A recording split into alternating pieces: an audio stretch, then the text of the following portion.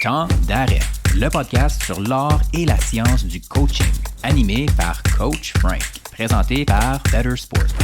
Bienvenue à Temps d'arrêt. Mais c'est tellement important quand tu parles justement du côté éthique comme ça, puis de ton intégrité personnelle, parce que ça fait partie de mes réflexions dans les derniers temps. Je pense que si on va dans ce milieu-là, puis on peut en parler en lien avec les Jeux olympiques qui ont eu lieu à Beijing, si on est à la merci du drapeau sur notre gilet, si on est à la merci du logo de l'équipe professionnelle sur notre coton watté, là, c'est là que ça amène plein de problèmes au niveau de notre professionnalisme. Puis c'est là qu'il faut toujours se poser la question, à quel prix on est prêt d'aller chercher cette expérience-là? Moi, je le sais, le prix que je suis prêt à payer pour ça. En fait, il n'y a pas grand prix que je suis prêt à payer pour ça. J'ai mon intégrité personnelle, puis je sais comment les affaires devraient rouler au niveau de la formation des entraîneurs. Mais je pense que c'est important de le faire parce que, si jamais tu es trop prêt à payer le prix ou à compromettre ton intégrité ou ton éthique en lien avec ça, ben, il va arriver une situation problématique qui pourrait aller jusqu'au cas Brian Flores, là, si on parle en tant qu'entraîneur. Mais dans ton cas, à toi, au niveau médical, je pense qu'on peut clairement voir les ramifications. Puis, en même temps, le plus profond dans tout ça, c'est que tu ne crées pas les conditions gagnantes. Là, je dis pas toi, là, mais je dis si on embarque en n'ayant pas déterminé c'est quoi le prix ou nos conditions, c'est que tu ne crées pas les conditions gagnantes pour être excellente dans ton travail ou moi être excellent dans mon travail. Donc, en bout de ligne, on prend beaucoup de risques, puis en plus de ça, on diminue ses propres chances de bien faire son travail. Donc, ça, pour moi, là, c'est tellement un enjeu important pour les professionnels qui vont être à l'écoute, puis même les entraîneurs qui vont être à l'écoute. Il faut être en amour avec le drapeau sur le gilet, si on parle des Olympiques, avec le logo, mais il ne faut pas être à la merci de ça, parce que c'est vraiment une pente glissante après ça en tant que professionnel, là, dans toutes les ramifications que ça peut avoir. Et là, tu as commencé à toucher à la NFL, puis la raison pour laquelle on parle beaucoup de football, c'est que tu as fait un doctorat sur les traumas cérébrales puis là, et la perte de conscience. Et là, je vais te laisser clarifier exactement c'est quoi le champ.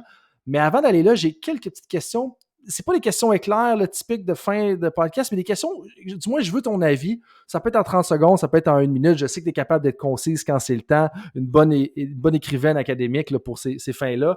Tu sais, quand on parle là, de gestion de charge d'entraînement, le célèbre Tim Gabbett ou Tom Gabbett, je pense que c'est Tim Gabbett, il posait une question que je trouve qui est très importante, puis j'aimerais ça te la lancer à toi. J'en ai déjà parlé avec Xavier Roy dans un autre épisode de Temps d'arrêt. On remonte quasiment à l'épisode 13, si je ne m'abuse. On a thérapeute, on a kinésiologue, on a coach. C'est qui est responsable de la charge d'entraînement, selon toi? Ben, ma réponse, ce serait que c'est un travail d'équipe. Puis, il te manque une personne dans cette équation-là, il te manque l'athlète. L'athlète doit être consulté parce que l'athlète connaît son corps. Il y a beaucoup plus de facteurs individuels qu'on pense quand c'est le temps de demander de déterminer la charge de travail.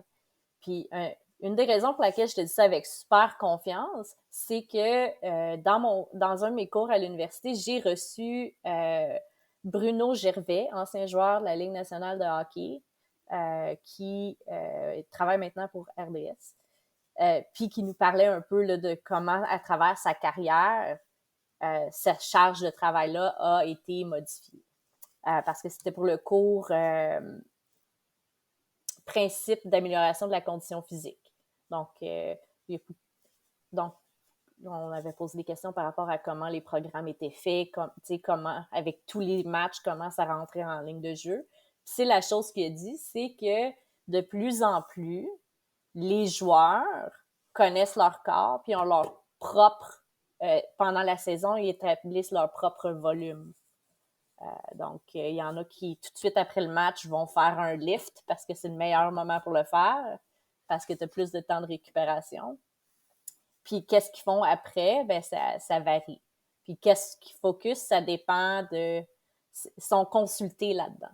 Donc, de consulter l'athlète, premièrement, ça manquait à ton équation. Le reste, ben, c'est...